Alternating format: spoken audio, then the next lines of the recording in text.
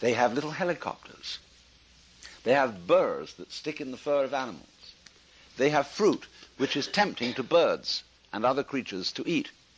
And they swallow the seeds and take them somewhere else and excrete them in manure, all ready to go.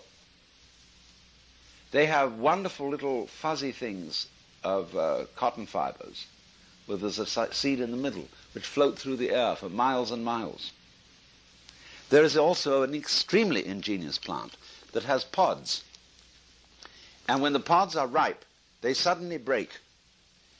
The pod twists itself, each side of it, into a spiral. And the seeds are thrown way out. We used to have one in our garden in England next to a wooden fence. And every time it went crack, all these seeds would rattle on the fence. Tremendous energy they were sent out with.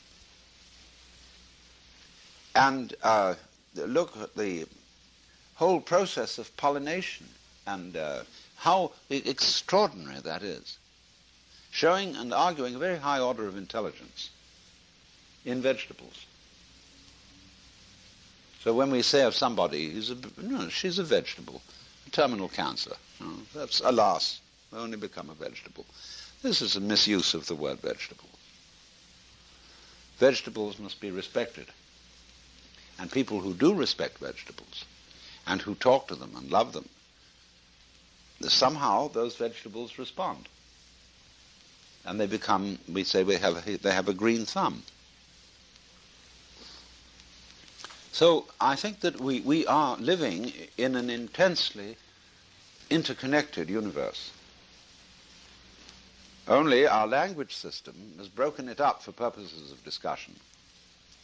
And we spend so much time in discussion that we form the false impression that the world is broken up in the way that language breaks it up, and it isn't.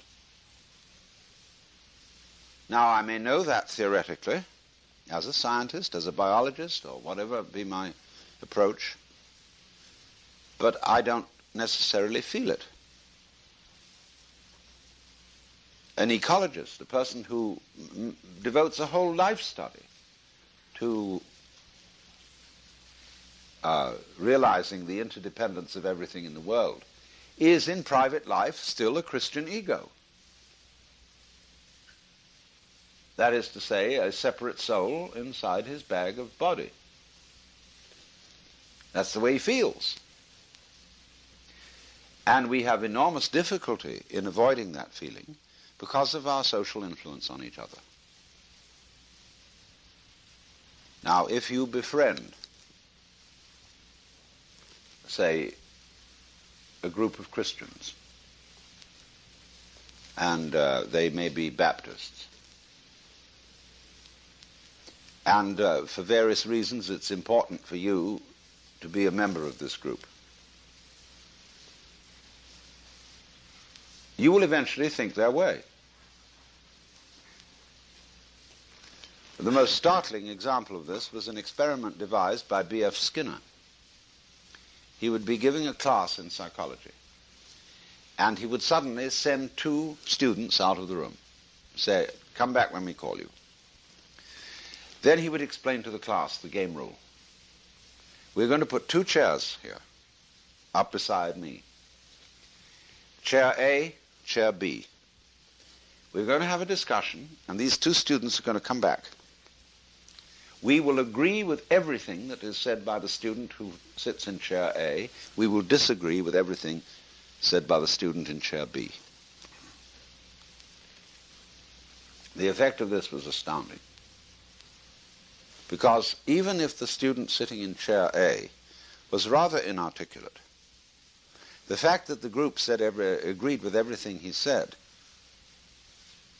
made him extremely expressive, very happy. However articulate the student in chair B, where everything was wrong with him, he got completely confused. And the only way out was for the student, either student, to explain to the class the game rules that they were playing. But you see, they didn't know these rules, and they had to be very clever indeed to deduce what was the pattern. I once got into this situation.